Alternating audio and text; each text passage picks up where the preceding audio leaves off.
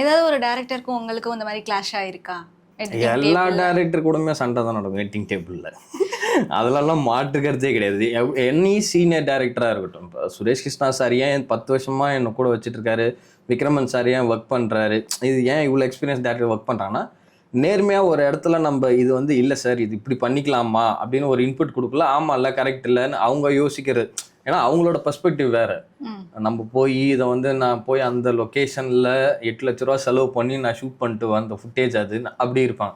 எனக்கு அதை பற்றி எதுவுமே தெரியாது. அவங்க அது எவ்வளோ செலவு பண்ணாங்க எனக்கு இந்த டைம் லைனில் இந்த கதையில் இப்படி பார்க்கக்குள்ள இல்லை சார் இது கொஞ்சம் அங்கே வச்சுக்கலாமா இல்லைன்னா இது எடுத்துடலாமா அப்படின்னு சொல்ல அவங்க கன்வீனியன்ஸ் ஆகுறாங்க.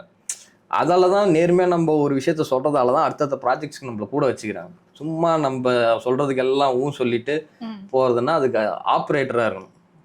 பாலு மகேந்திரா சார் தான் சொல்லுவார். என்னை ஒரு டைம் வெற்றிமாறன் சார்கிட்ட இன்ட்ரடியூஸ் பண்ணக்குள்ள சொன்னார், இவரது வந்து செந்தமண்ணோட ஆப்ரேட்டர்னார். அப்படியே நான் பார்த்தேன், என்னது ஆப்ரேட்டரா, நீங்கள் தானே எடிட்டர்னார். அப்புறம் ஆமாம் சார், இவர் தான் அவரோட ஆவிட் ஆப்ரேட்டரு அப்படின்னாரு. ஸோ ஆப்ரேட்டராக இருக்கிறதுல எனக்கு விருப்பம் இல்லை, எடிட்டராக இருக்கணுன்றது தான் விருப்பம். ஓகே, பட் இருந்தாலும் அவ்வளோ லேக்ஸ் செலவு பண்ணி ஒரு சீன் எடுக்கிறாங்க, அது வேண்டான்னு சொல்லும் போது டேரக்டர் என்ன ரியாக்ட் பண்ணுவார்? அதான் சொல்கிறேன், ஒரு நிமிஷம் கண்ணாடி கட்டி வச்சுட்டு யோசிச்சுட்டு கரெக்டாக வேணாம் விட்டுருங்க, அவ்வளோதான். அது வந்து நம்ம ஒரு விஷயம் எழுதுகிறோம், எக்ஸிக்யூட் பண்ணுறோம், எல்லாமே பண்ணுறோம், ஒரு ஜட்ஜ்மெண்ட்டில் பண்ணோம். இங்கே வந்து அது பார்க்கக்குள்ள தப்பாக இருக்குது அப்படின்னா அதை எடுத்துடணும்.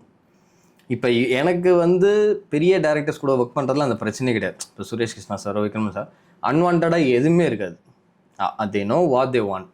இதுதான் தேவை, இதுதான் தேவை, கட்டு இருக்கும். எக்ஸ்ட்ராவாக ஒன்று கூட இருக்காது, பர்ஃபெக்டாக இருக்கும். அதெல்லாம் பெருசாக அந்த மாதிரி பிரச்சனைகள் வந்ததில்லை.